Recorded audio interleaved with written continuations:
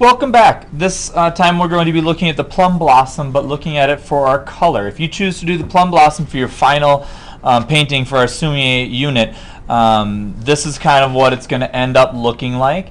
Okay, you're going to be looking at the same kind of things, the same kind of skills and the same kind of ideas. This is about the old gnarled tree branches. With the light, heavy gnarled tree branches with the light, delicate buds, the old tree versus the new buds, thin overlapping branches, delicate new blossoms, and again having a harmony and balance between your colors and your values and the positive and negative spaces around your picture. Okay, so that being said, in the packet, in the past, I showed you how to do like the open blossoms that look something like these here on this page.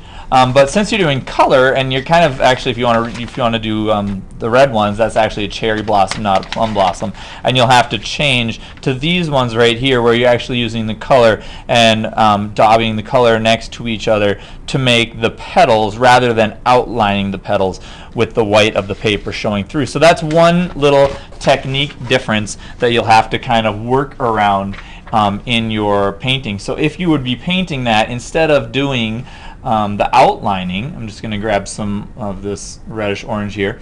Instead of doing the outlining that we've done in the past, like this, where we were outlining and then doing the buds like that and drawing the stem down, you would have to kind of have your brush loaded and then do those strokes by pulling your brush into the correct position, filling in the blossom, and then going back for getting some black after they've dried and doing the stamen and the filaments. Okay, I'm not going to get my brush black yet, but so you would have that idea, and then of course this one just opening with the two petals. You would want to have a variety of the petals opening, closing, in the middle of coming out, and then twisting this way and that to show the different qualities. So to get started, you can kind of see the variety of browns that I used here, as well as the darker reds and the lighter orange red, as well as the black for the stamen and pistons. So to get started, I used my largest brush, and I got some fairly clean, fresh water to make a light wash of brown. So I'm going to dip right into this brown. Since we're using the colors, you might want to take one of your brushes and just dribble some clean, fresh water. Like if I take this brush and I just pinch, I can put a dribble of water in there, and that's going to help you help the color kind of loosen up and get ready to be used. So I'm going to start here with this lightish brown. I'm going to dry my brush there so I have an ability to have it dry, and I'm going to start up here and kind of curve over just like I've done for my last one. I'm going to start here. Okay, there's my main host branch, and then I'm going to switch my brush for a second here and use a smaller brush for the smaller branches. Dry my brush and kind of come off here with a branch. Okay, and curve a branch up here. And don't forget to leave yourself some spaces in the branch so that you can put in the plum blossoms around, or the cherry blossoms, cherry blossoms around those branches. And leave yourself a couple small branches to put the little teeny blossoms on as you move through, because that'll kind of keep your painting also being interesting.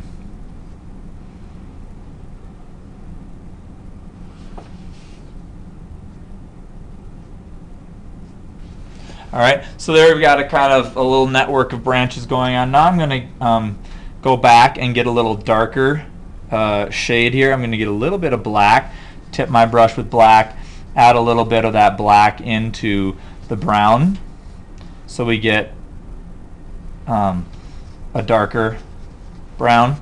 Okay, and that's what I'm going to use for the bottoms, or the bottom of my branch here. And I'm going to come this way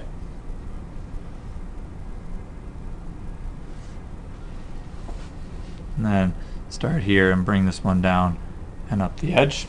All right, now I'm going to continue that, and I'm going to just put some of those darker lines in between my branches.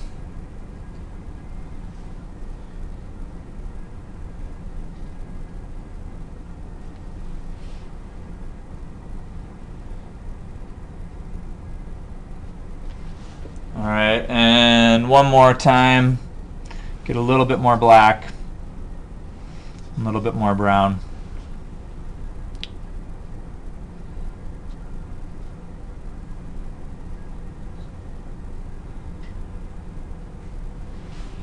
Just to kind of highlight those.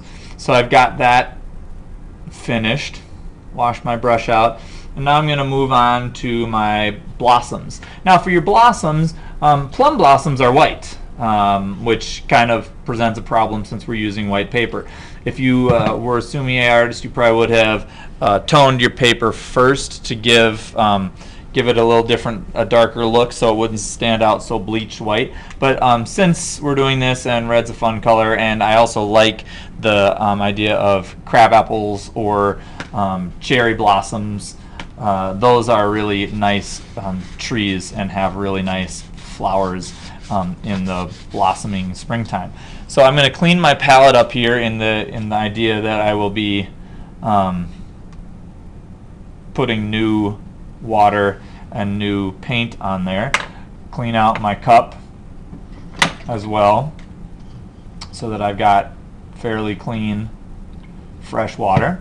All right, and then here I'm going to use kind of a combination of the red and the orange, and I might even dip into the white as well. You do have white in your palettes, and that's okay to use. That'll kind of give you a nice look. So I'm going to dip in first to the red and kind of fill my brush up with the red so that my brush is nice and full and I can start making some strokes. Now the little buds should be closer out to the ends of your branches, so I'm going to start putting just a few of the little buds in here.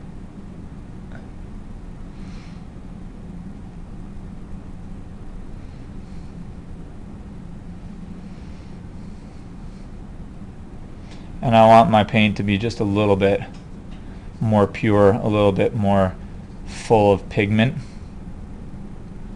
There we go.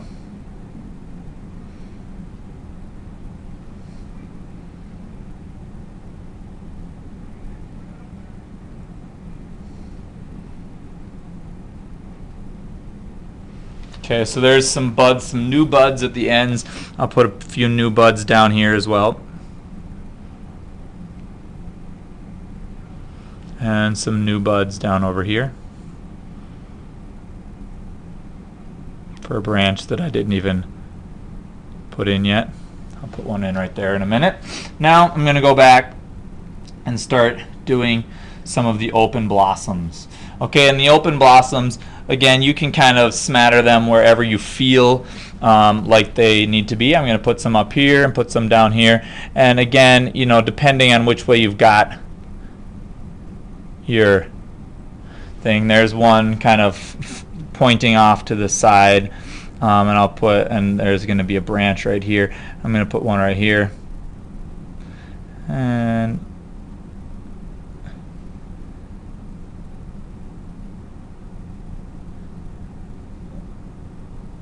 the way that you do it, you kind of have to think of which way the plum blossom or the cherry blossom, excuse me, is actually facing, and then once those are dry, you'll go back and put in your black for the stamen and piston. I'm going to put these ones kind of facing down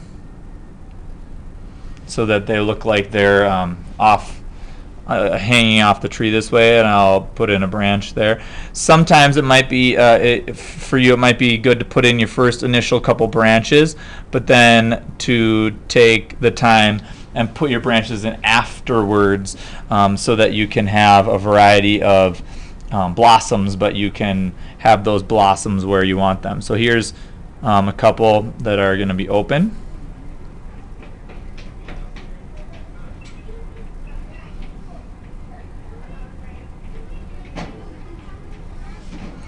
Alright, and these ones down here are open, facing towards us. Alright, so I've left that center just a little bit light,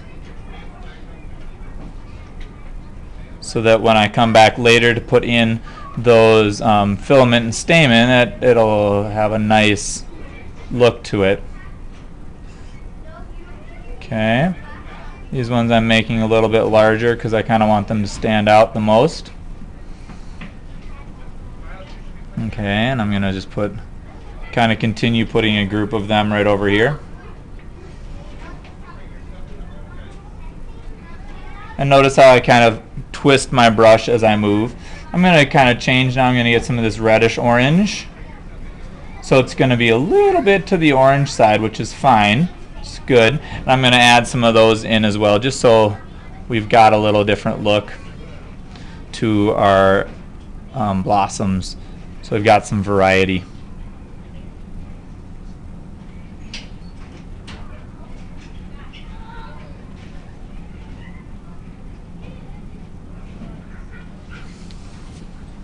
And depending on how much time you take, I'm probably going to stop here just for the sake of the video, but for how much time you've got, you can, add as many blossoms as you have time for. All right, and that'll just kind of go without saying. We'll probably use about a day or two to finish this, so you're going to have to put on as many as you see fit for your tree and your plum blossom. Again, you're doing this one because it's your choice. So you're good at it, you've looked at it, you've practiced it, you've maybe even done a little research on the internet, looking at some other artists and figuring out how you want yours to look ahead of time. So you've got a good kind of idea of what you want ahead of time. So take that into consideration as you start and you look for things that you want in your plum blossom or cherry blossom picture. Okay, so I would say for this, I'm pretty much done with my white with my blossoms. I didn't add white just because I don't want to take the time to. If you want to, that'll give you a very nice kind of pinkish color. If I take some white and mix it in here, you'll get a nice tint of blossoms too. So you've got this like pinkish color, which would add a total different look to the picture. So don't be shy with that. You might want to experiment on some practice paper first and see how that goes. And then now that my blossoms are pretty much dry, I'm going to take the time to do my filaments and stamen here. And again, remember, you're pulling towards the center and dotting them, or pulling from the center out, depending. Try to be delicate so that so that they look thoughtfully done. Okay, so there's a couple there, and I'm just going to kind of continue with these coming out from the center and these ones coming down. Okay, and on the buds, if you want to bring those with a little stem right onto the branch, that's a nice way to kind of connect those in. But again, this is, taking the time to make it look right is going to make it really sing. The little black right along the edge with the color is what really makes this pop and have a nice look to it. So try your best to make those look really nice. And your black overlapping on your red, if I take this and just bring it ever so closer, you can see that black overlapping on the red really starts to look nice and bring out the difference of the painting. All right, and that will really just make it look nice. Okay. So in the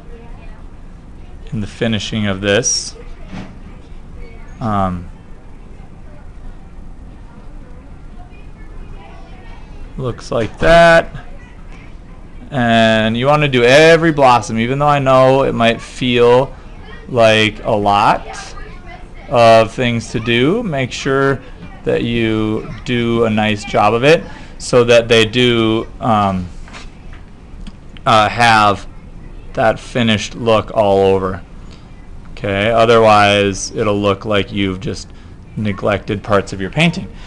So there you go, there's our finished plum blossom. Again, you want the old gnarled branches right along the new branches. You want some of the closed buds, some open buds facing towards you, some facing down, some facing up, so you have a variety of color, a variety of kinds of buds, variety of branches, and you've got a nice balance between the groups of flowers and the negative spaces in between the branches and the flowers. And that's how you finish the plum blossom for our colored version of the Sumi-e plum blossom.